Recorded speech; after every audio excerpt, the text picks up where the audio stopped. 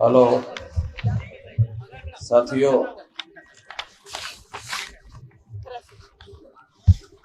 सवानों से भी ज़्यादा समय हो गया है, तो बहुत ज़्यादा लंबी बात मैं आप लोगों के सामने नहीं रखना चाहता हूँ।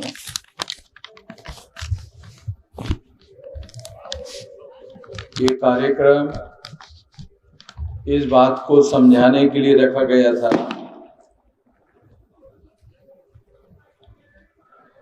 कि 19 फरवरी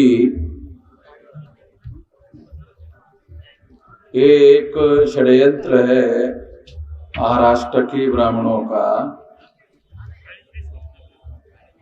और ये षड्यंत्र ब्राह्मणों के द्वारा इसलिए किया गया ताकि वो छत्रपति शिवाजी महाराज का बाप बदल सके।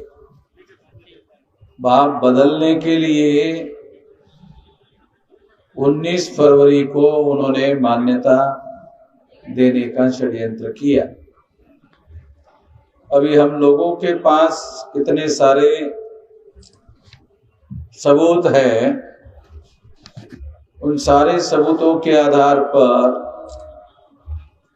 ये सिद्ध किया जा सकता है कि 8 अप्रैल 1627 ही छत्रपति शिवाजी महाराज की जन्म तारीख है। और ये जन्म तारीख ही सही तारीख है। केवल ये सिद्ध करने के लिए आज का ये कार्यक्रम हुआ, और इसके बारे में विलास करात ने और दूसरे तमाम लोगों ने बहुत सारे सबूत आप लोगों के सामने पेश किए। इसलिए उस विषय पर मैं आपके सामने बात करने की जरूरत नहीं महसूस करता हूँ। मैं जिस विषय पर बात आपके सामने रखना चाहता हूँ वो विषय ईवीएम मशीन का है। साथियों, अभी ज्यादा समय नहीं है, जल्दी ही लोकसभा का चुनाव घोषित होने वाला है, और लोकसभा का चुनाव ईवीएम मशीन के द्वारा करने का इस देश के लोगों ने निर्णय किया है। और चुनाव जीतने का भी फैसला कर लिया है। मतलब आप लोगों ने जीतवाने के पहले ही नरेंद्र मोदी ने ये घोषित कर दिया कि 370 सीटें बीजेपी की चुनकर आने वाली है, और 30 जो है गठबंधन की सीटें आने वाली है, और टोटल इस तरह से 400 और 400 के पार सीटें आने वाली है। पहले ही बोल दिया, मतलब आपको वोट देने के पहले ही उन्होंने मान लिया। और इसके लिए ईवीएम मशीन में उन्होंने व्यवस्था कर दिया, और ईवीएम मशीन के द्वारा इसीलिए वो चुनाव करवाना चाहते हैं। तो ईवीएम मशीन के द्वारा वोटों की चोरी की जा सकती है। आपको बहुत सिंपल तर्क बताता हूं। जब भारत सरकार और भारत के इंजीनियरों ने चांद पर अवकाश यान भेजा, तो उस अवकाश यान में गड़बड़ी हुई चांद पर पहुंचने के बाद। तो बॉम्बे के इंजीनियरों ने कहा कोई बात नहीं, चिंता करने कोई बात नहीं है, बॉम्बे में बैठे बैठे चांद पर जो अवकाश यान गया हुआ है उसको बॉम्बे में बैठे बैठे ही सुधार लेते हैं। यान है चांद पर, और सुधार करने का काम बॉम्बे में बैठे बैठे कर रहे। जब बॉम्बे में बैठे बैठे कई लाख किलोमीटर दूर चांद पर अवकाश यान है, इसके बावजूद भी बॉम्बे के इंजीनियर उस अवकाश यान में जो गड़बड़ी हुई उसको सुधारने का काम करने का निर्णय किया और कर दिया। इसका मतलब ये है कि इतने दूर जो मशीन है उसके अंदर घुस कर उसको सुधार कर लिया। अब आपके घर से ईवीएम मशीन कितना दूर है? 1 किलोमीटर से ज्यादा नहीं होता है, वो कई लाख किलोमीटर है। और ये जो ईवीएम मशीन है ये आपके घर से 1 किलोमीटर के आसपास होता है। जो लाखों किलोमीटर मशीन में घुसकर जैसा चाहे वैसा सुधार बदलाव कर सकते हैं, तो आपके घर से 1 किलोमीटर अंतर पर ईवीएम मशीन है, उसमें बदलाव क्यों नहीं कर सकते हैं? ईवीएम मशीन में देखो ये टेक्नोलॉजी है, ये टेक्नोलॉजी है, और टेक्नोलॉजी के आधार पर एक आदमी एक जगह बैठकर कई देश भर के ईवीएम मशीनों में गड़बड़ी करा सकता है। क्यों? मैन पावर की जरूरत नहीं है, एक आदमी कमांड देकर, क्योंकि पहले से ही जो मशीन बनाई हुई है उनको मालूम है प्रोग्रामिंग करना है, और वो प्रोग्रामिंग करने वाले जो इंजीनियर है वो उसी समय करते हैं, और इस तरह से ईवीएम में बदलाव करके उसको कमांड देते हैं कि जितने वोट ईवीएम मशीन में गए हैं 50% मोदी के नाम पर दे दो। वो उधर के उधर 50% मोदी के नाम पर जमा हो जाता है, अकेले 50% मोदी के नाम पर जमा हो गया।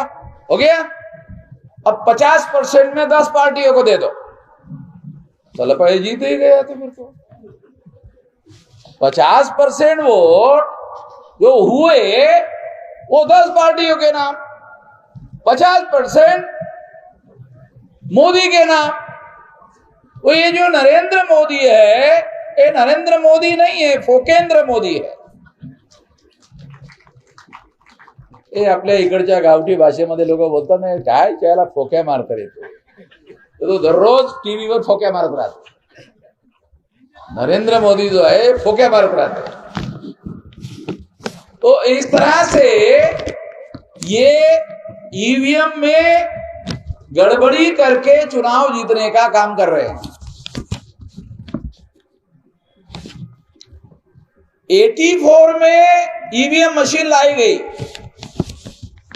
क्यों? दुनिया में एक विज्ञान का नियम है, कारण होता है तो परिणाम होता है। यानी कोई भी परिणाम बगैर कारण से नहीं होता है। 84 में ईवीएम लाया तो ईवीएम आया तो परिणाम है। कारण क्या था? 84 में काशीराम जी ने बहुजन समाज पार्टी बनाई, तो उनको लगा अरे अब तक तो हम लोग जैसा चाहते थे वोट के आधार पर हम अपना काम कर लेते थे। अब अगर काशीराम जी ने बहुजन समाज पार्टी लाई तो इसका मतलब ये है कि अब हम लोग जैसा चाहते हैं वैसा कर नहीं पाएंगे। तो फिर क्या करना होगा? तो हमको वोट का जो बैलेट पेपर सिस्टम है उसको बदलना होगा। तो 84 में बहुजन समाज पार्टी काशीराम जी ने बनाई, वो वजह है ईवीएम मशीन आने की, वो कारण है ईवीएम मशीन लाने का।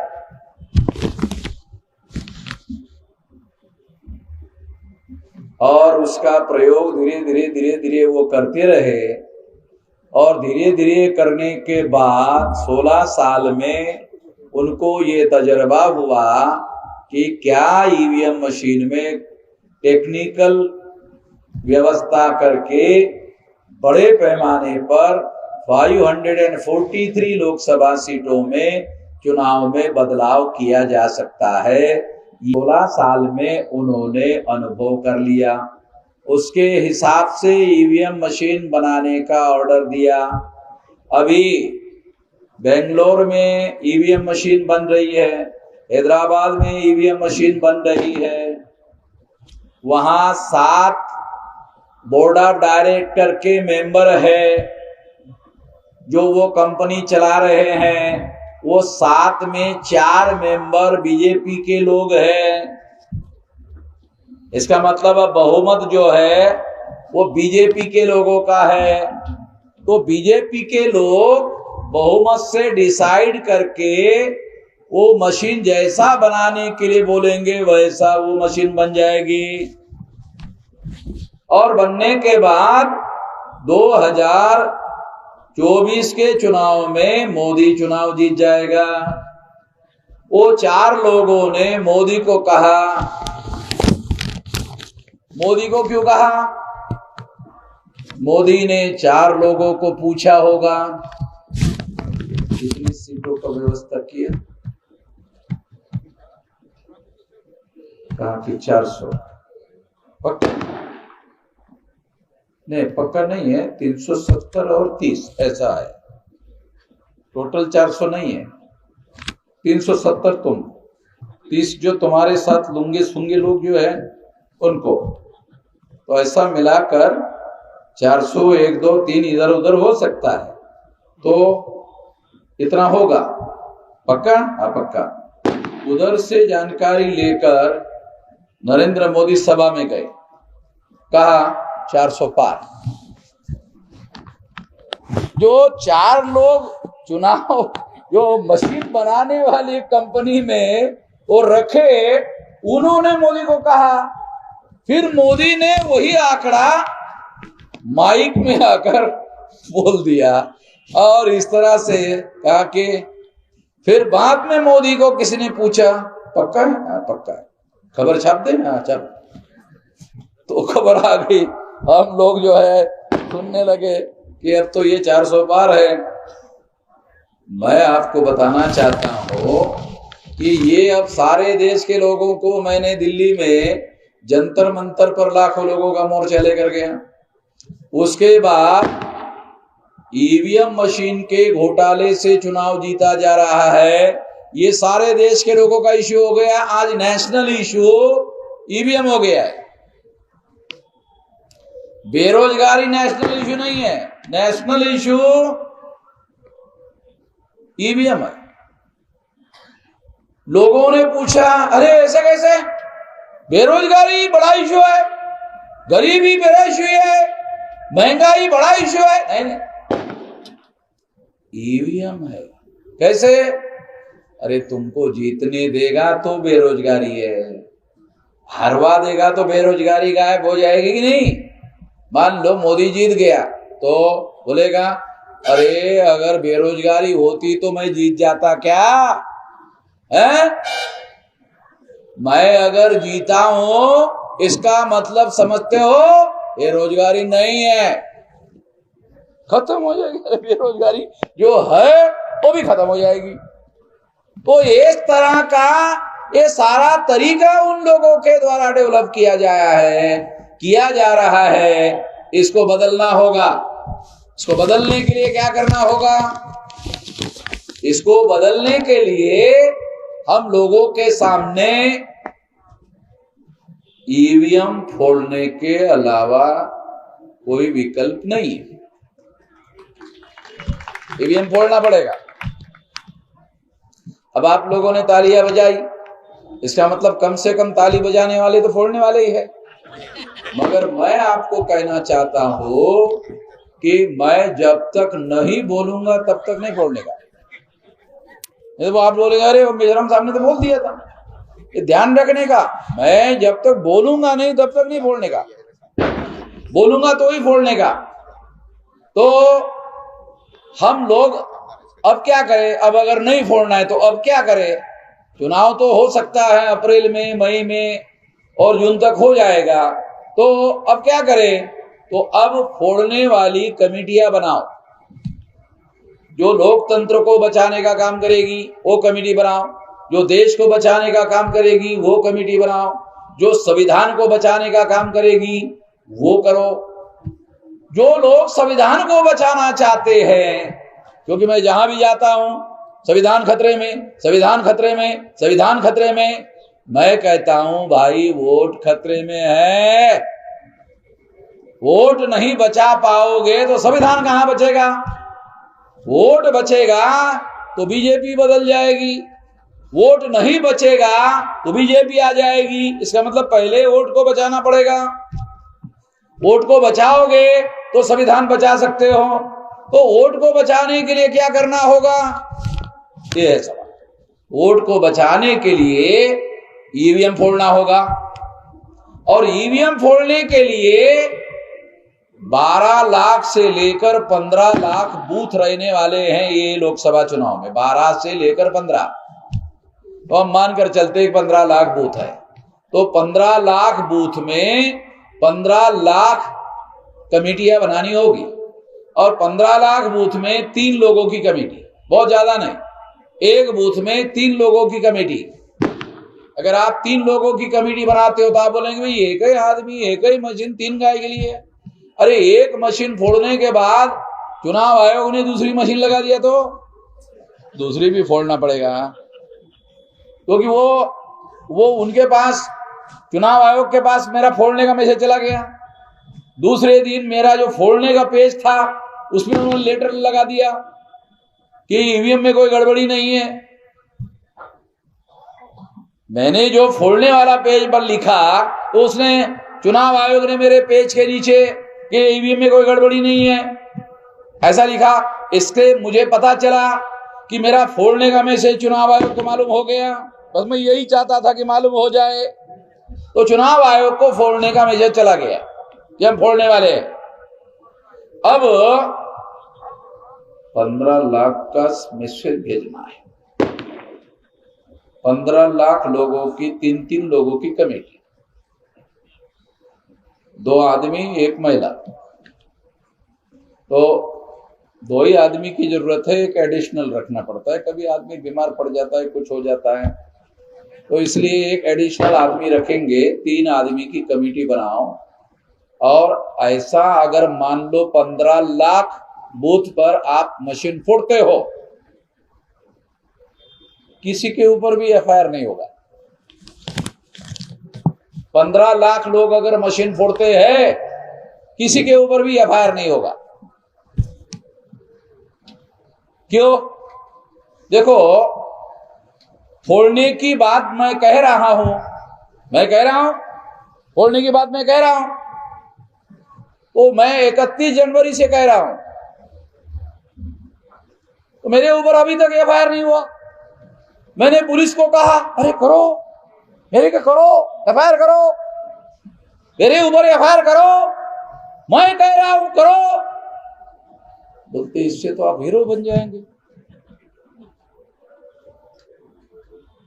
गांधी जी महान नहीं थे, वो जेल में जाते जाते ही महान हो गए। आपको भी अगर हम जेल में लेके गए तो आप भी महान हो जाएंगे। गांधी जी ने अंग्रेजों को भगाया था, बाद में आप भी हमको भगा देंगे, खाली संकट है। इसलिए आप बोल रहे हैं, बोलो। तो ईवीएम मशीन फोड़ने वाली बात लीगल नहीं है, इलीगल है। एफआईआर होना चाहिए। बाड़ापुर के पुलिस वाले शायद ज्यादा बुद्धिमान लोग लगते हैं, शायद वो कर लेंगे। करे, कोई बात नहीं, अच्छी बात है, वो मुझे अरेस्ट कर ले। वैसे सरकार से आदेश नहीं है करने का, क्योंकि मुझे अरेस्ट करने के लिए उधर से सिग्नल जरूर है, तो वो मुझे अरेस्ट नहीं करते हैं। मगर ये इलीगल बात है जो मैं कह रहा हूं, इसी के आधार पर मैं अरेस्ट किया जा सकता हूं। फोड़ो कहना ही गलत है, फिर भी कह रहा हूं। फोड़ो कहना ही इलीगल है, फिर भी कह रहा हूं। क्यों? क्योंकि वो संविधान के विरोध में काम कर रहे, लोकतंत्र के विरोध में काम कर रहे, देश के विरोध में काम कर रहे हैं। तो वो तो बहुत बड़ा काम कर रहे हैं, भयंकर काम कर रहे हैं। मैं तो ईवीएम फोड़ने की बात कर रहा हूं। वो तो देश के विरोध में षड्यंत्र कर रहे हैं। अगर वो देश के विरोध में कर रहे हैं तो देशद्रोह का काम कर रहे हैं। मैं कोई देशद्रोह का काम नहीं कर रहा हूं। मुझे मालूम है कि पीपल्स रिप्रेजेंटेटिव एक्ट में 2-3 साल से, 6 महीने से लेकर 2-3 साल से ज्यादा सजा का प्रावधान नहीं है। मगर मैं कहता हूं कि मैं तो जेल में जाने के लिए तैयार हूं, चाहे जितने लेके जाते हो। तो अगर वो मुझे लेकर गए तो ये आंदोलन सारे देश भर में बहुत कम समय में फैल जाएगा। तो मैं चाहता हूं साले जल्दी फैल जाए, क्यों ना हो कि पहले पहले मुझे अरेस्ट ही नहीं कर रहे। तो 15 लाख बूथ पर अगर 15 लाख लोगों ने मशीनों को फोड़ा, किसी पर भी एफआईआर नहीं होगी। अगर 2-4 लोगों ने मशीन फोड़ा तो एफआईआर जरूर होगी। देखो बहुत मजबूत लॉजिक आपको बता रहा हूं। अगर 2-4 लोगों ने मशीन फोड़ा तो एफआईआर होगी। 15 लाख लोगों ने मशीन फोड़ा, पुलिस वाले क्या सोचेंगे, अरे इनकी सरकार बनने वाली है। 15 लाख फोड़ते तो इसका मतलब सरकार इनकी बनने वाली है। अगर सरकार इनकी बनेगी तो सारे नमस्कार भी हमको उनको करना पड़ेगा, अरेस्ट काहे के लिए करे। तो ये अगर उन्होंने हमको अरेस्ट नहीं किया तो 15 लाख मशीन फोड़ेंगे। 15 लाख मशीन फोड़ेंगे तो 15 लाख मशीन फोड़ने के लिए कमेटियों का गठन करो। कमेटियों का गठन करेंगे। अगर हम लोग कमेटियों का गठन कर लेते हैं, गठन करने का काम शुरू हो गया सारे देश भर में। 3 दिन पहले बोलूंगा हाँ फोड़ो, तो 4 दिन पहले खबर आ जाएगी कि बैलेट पेपर आ गया। अरे समझे, ये लड़ाई लड़ने का आंदोलन शास्त्र है जो मुझे ही समझ में आता है। ये किसी यूनिवर्सिटी में नहीं पढ़ाया जाता, किसी कॉलेज में आंदोलन शास्त्र नहीं पढ़ाया जाता। वो मैं जानता हूं और इसके आधार पर बता रहा हूं। 15 लाख लोगों को जेल में नहीं डाला जा सकता, क्योंकि 15 लाख लोगों के समर्थन में 15-20 करोड़ 25-50 करोड़ लोग समर्थन में हो जाएंगे, क्योंकि सहानुभूति भारत में बहुत जल्दी फैल जाती है। तो इसलिए ये आंदोलन हम लोग आने वाले समय में मशीन जो फोड़ना है वो मैं 3 दिन पहले बोलूंगा। अभी फोड़ना नहीं है, अभी नहीं फोड़ना। आप बोले कब फोड़ने का? अरे अभी नहीं फोड़ने का भाई, 3 दिन पहले बोलूंगा तब फोड़ने का। और तब तक क्या करने का? 15 लाख बूथ कमेटियों का गठन करने का। 15 लाख बूथ की कमेटियां अगर आप डिसाइड कर लेते हो तो ये 6.5 लाख गांव का राष्ट्रव्यापी जन आंदोलन हो जाएगा। और राष्ट्रव्यापी जन आंदोलन होने के बाद 9 अगस्त 1942 को गांधी जी ने अंग्रेजों को कहा था चले जाओ। ऐतिहासिक बात बता रहा हूं, हिस्टोरिकल। 9 अगस्त 1942 को गांधी जी ने अंग्रेजों को कहा था चले जाओ। उसके बाद अंग्रेजों को जाना पड़ा। तो हमारा 15 लाख कमेटियों का गठन होने के बाद ये आंदोलन जन आंदोलन हो जाएगा, राष्ट्रव्यापी हो जाएगा। मशीन जाती है तो भी फायदा, नहीं जाती है तो तुम लोग हुक्मरान हो जाओगे। दोनों स्थिति में। और साहेब, ही लढाई आहे या पद्धतीनं ही लढाई आपल्याला लढायची आहे। या लढाई करता तुम्ही सर्व लोकांनी आता इथून जाऊन बूथ कमिटी तयार करा। काही करायचं नाही, बूथ कमिटी तयार करा। बूथ कमिट्या तयार करण्याचं काम जरी तुम्ही सुरू केलं तर सिक्रेट रिपोर्ट भारत सरकारला जाईल की बाहेर वेगानं बूथ कमिट्या बनत आहेत देशभरामध्ये, तर निवडणुकी तारखेच्या अगोदरच 2-4 दिवस ईव्हीएम मशीन गायब होऊन जाईल। आखरी मुद्दा, बॅलेट पेपर छापण्यासाठी आखरी व्यक्ती कॅन्डिडेट म्हणून जेव्हा फॉर्म भरतो ना आणि तो जेव्हा क्लिअर होतो त्याच्यानंतर छपाईचा आदेश होतो। ईव्हीएम मशीन 6 महिन्यापूर्वी बनवावी लागतात, माहिती आहे का बोरे साहेब? ईव्हीएम मशीन 6 महिन्यापूर्वी बनवाव्या लागतात। बॅलेट पेपर मध्ये आखरी कॅन्डिडेट फॉर्म भरतो आणि तो क्लिअर होतो, त्याच्यानंतर ऑर्डर दिला जातो. त्यामुळे निवडणुकीमुळे, बॅलेट पेपरमुळे कुठल्याच प्रकारची निवडणूक होण्याला अडचण येत नाही. ईव्हीएम हटवून जर निवडणूक आयोगानं बॅलेट पेपर आणले, कायद्यामध्ये बॅलेट पेपरची तरतूद कायमच आहे. कायद्यात सुद्धा कुठल्याही प्रकारचा बदल करण्याची आवश्यकता नाही. ते खोटं सांगू शकतात की आता पार्लमेंटचं सेशन समाप्त झालेलं आहे, त्यामुळे आता पार्लमेंटचं सेशन होणार नाही, कायदा करता येणार नाही. कायदा रेडीच आहे, कायदा रेडीच आहे. फक्त निवडणूक आयोगाने निर्णय घ्यायचा आहे, ईव्हीएम वर निवडणुका घ्यायच्यात की बॅलेट पेपरवर घ्यायच्यात, तेव्हा हे त्यांनी ठरवायचं आहे. त्यांनी काहीही ठरवलं तर त्यांचा बंदोबस्त आम्ही लोक करू शकतो. ते करण्याची पद्धत आहे. गावामध्ये जाऊन बूथ लेवलवर कमिट्या बनवा, काही करू नका, बूथ कमिट्या बनवा बस. जर बूथ कमिट्या तुम्ही बनवल्यात तर संपूर्ण देशामध्ये आपल्याला हे परिवर्तन घडवून आणता येते. ईव्हीएम मशीन फोडण्यापेक्षा सुद्धा जास्त मोठा कार्यक्रम कमिट्या बनवणे, कारण ह्या कमिट्या तुम्हाला राज्यकर्ता बनवू शकतात. ईव्हीएम फोडल्याने तुम्ही राज्यकर्ता बनवू शकणार नाही. कमिट्या बनवण्याने तुम्ही राज्यकर्ता बनवू शकता. तेव्हा कमिट्या बनवणं हा सर्वात महत्वाचा मुद्दा आहे.